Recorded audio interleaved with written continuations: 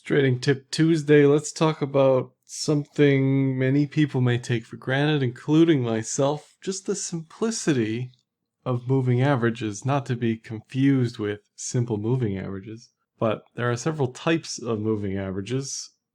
Simple, which is equally weighted based on the parameters. Exponential, which has an emphasis on the closest data to the current period or current day. And then smooth, which takes into account all the prices and is kind of the least noisy ideally. So in almost all markets, people use the 50, the 200-day moving average, with the 200-day moving average being extremely important at determining trend.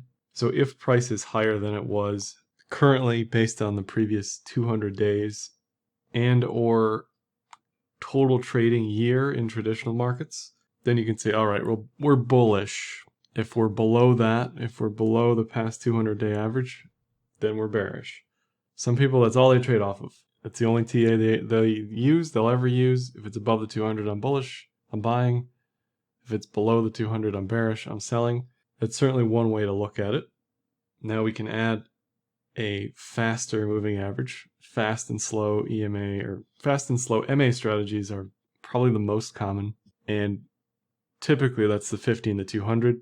Typically it's on the daily, not on the weekly, not on the 4-hour. It's almost always 50, 200 on the daily. So are the previous 50 days average greater than the previous 200 days? So that gives you sort of a rate of change in the near term versus the longer term. It tells you, is price moving faster than it was over a longer period of time compared to a near period of time?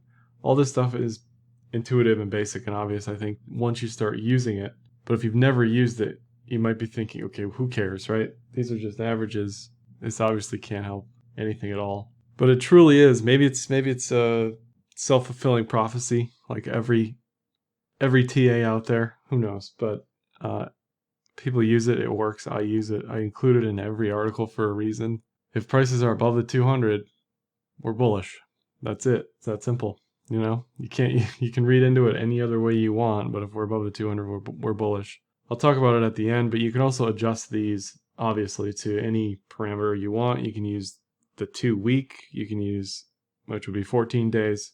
You can use the 91 day and the 365 day, which would be sort of crypto adjusted quarter year versus full year. You can use any one of these types of MAs. You can use multiple. You can use a 25, a 50, a 100, a 150, a 200. You can use 3, 4, 5, whatever you want to do, right? This is up to you. It's your trading system. I like simplicity. I like the 50 and the 200. The 50 and the 200 are so well known that the crosses have specific names. So a 200 over 50 cross is bearish, and that is known as a death cross. A 50 over a 200 is known as a golden cross. So typically if you see a death cross, you're expecting bearish continuation. If you see a golden cross, you're expecting a bullish continuation. And if we're looking at these on the daily, they don't typically have to happen very often. So that signal is usually a very strong one. Now that isn't always the case, and we can look no further than Bitcoin in 2018 when we had a series of crosses that didn't really tell us much. The other part about moving averages is you have to know when prices are trending, and you have to know when prices are consolidating flat, sideways, choppy, random walk, that sort of thing. Averages will help you determine that, but you also have to have some common sense. If prices are highly volatile and snaking in between the MAs over and over again, then we aren't likely trending, especially on higher time frames. And here's just the 200 for BTC, and you can see even though we were snaking around all of this stuff, that's when I don't use MAs, when it's obvious that there's no trend here. So between September 2019 and September, May, June, July, September 2020, price wasn't trending.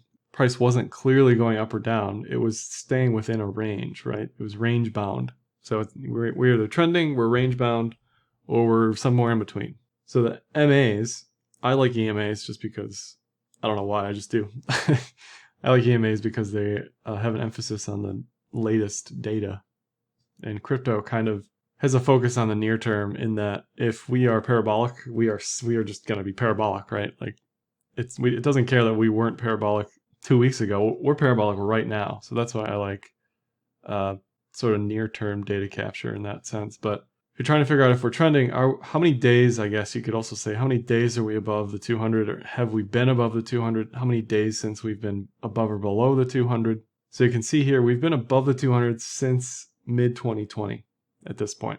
Another way you can use moving averages is for support resistance. So going into 2019 and throughout mid 2019, the question was, when will we be back above that 200-day moving average? It is so important. So many people look at this, right? That's the other thing. Even if you don't believe in it, it's important to just watch it, because there are so many people who do watch it, do believe in it, do look for this specific type of activity to go long or short into a position, buy, sell, close, whatever. Tons of people are looking at this, specifically the 200-day moving average. So as soon as we were above the 200-day moving average, it's off to the races. Very similar thing post March, after the range-bound activity was seemingly over. It's fair to get bullish on every cross above. It's fair to get bearish on every cross below. But if it's ranging and range-bound, not trending, you have to quickly change that bias. You have to change your narrative in your head, and you can backtest this. You can do all that on any sort of trading application, including with the crosses. You can backtest all these and say, if I'm long, if I'm short. If an asset is trending frequently throughout its history, you will have more winners than losers. You will have bigger winners and smaller losers if you are just trend trading based on above or below the 200, based on crosses, that sort of thing. Something else you can use the MAs for are oversold, overbought conditions. So visually, I'm looking at this and I'm saying, okay, how far away from the 200 are we here relative to where we've been, relative to the previous highs, right? And you can measure that. There are indicators on TradingView that will help you with that. Similar to RSI, similar to any oscillator, MACD, stuff like that, that'll tell you how overbought and oversold are we. So we are relatively overbought compared to where we were in May, June, July, September, right? Something else you can say is, how many days has it been since we touched the 200-day moving average? 60 days? 120 days? Has it been a year? Has it been 3 years, right? And you can start carving your narrative. Okay, it's been 60 days since we touched the 200. We are a 3x, 4x, 5x multiple from the 200. Historically, we don't get above a 5x multiple from the 200. I should start to close some of my longs. I should be careful if I'm still long. I should get ready to close longs. I should consider being hedged, consider being short, that sort of thing. That's all the type of narrative you need to have in your head if you're trading moving averages, if you're paying attention to moving averages. Even in the depths of the 2018 bear market, at some point you have to say to yourself, we are how many multiples below the 200-day moving average? Historically, we don't get below that very often, right? So it helps keep your head on straight when you're maybe depressed down here, when you're euphoric up here, because reality will set in sooner rather than later, and we will mean revert. That's the other thing. Mean reversion literally means returning to the mean. So in this case, most people, when they talk about that, are talking about the 200-day moving average, which is another reason why if we get far above or far below, that says be careful in the continuation trade situation. We can also use super high moving averages for stuff like BTC and say, all right, let's look at the 200-week moving average. What does that look like, right? Historically, we are tapping this or getting very close to just below it and forming a bottom permanently. Historically, we've never significantly traded below the 200-week moving average for really maybe more than 2 weeks. We certainly got below it here intra-week, but we've never significantly closed below the 200-week moving average. That's a super powerful signal. People are looking at that. People are watching that. Algos are watching that. Everybody's watching this. When you have an N of 7, 8, 9 over multiple years in something like this, people are going to pay attention. Something else you can look at is how far away from the 200-week are we, right? How many multiples are we? You can say in 2017, we were maybe 10 multiples above the 200-week. 10 multiples above the 200-week is somewhere probably around 85,000, right? Just to give you a gauge as far as how crazy this can get in price discovery historically based on where we were and where we can go in the future. Previous price action isn't indicative of future price action, but it gives you a gauge of what the market is capable of, right? And throughout any given trend, you're going to get mean reversions over and over and over again. It may not tap the 200-day moving average exactly, which is why you always want to fuzz your orders around that zone. And later stages, especially in crypto, and stuff starts to go parabolic, it doesn't really even get close, right, to the 200-day moving average. Oftentimes that's too slow, the 200-day moving average. So you could bump that down to the 12-hour 200 or the 100-day moving average on the daily. That's the other thing a lot of people don't realize, is that a 200-period moving average on the daily is the same as a 400-period moving average on the 12-hour. So it's just half of a day, and you can adjust that accordingly. But typically in any given trend that's real, rebuys on the 200-day moving average or resells on a bear trend is the way to go. And you can look at any crypto you want, right? You can look at anything that's got enough data. This is ETH. Look at this bull bear cross recross situation, getting a cross recross, death cross down, cross recross again, and that's it, right? Now, like I said, you can trade these as equal weighted every single time, or you can say, all right, we've been bullishly crossed for a year and a half, and all of a sudden we're crisscrossing. Maybe I'm a little less confident that this bull cross is going to keep going, right? Similar to mid-2019, and then even in 2020, you can say, all right, we've been crisscrossing quickly, 1, 2, 3 crosses.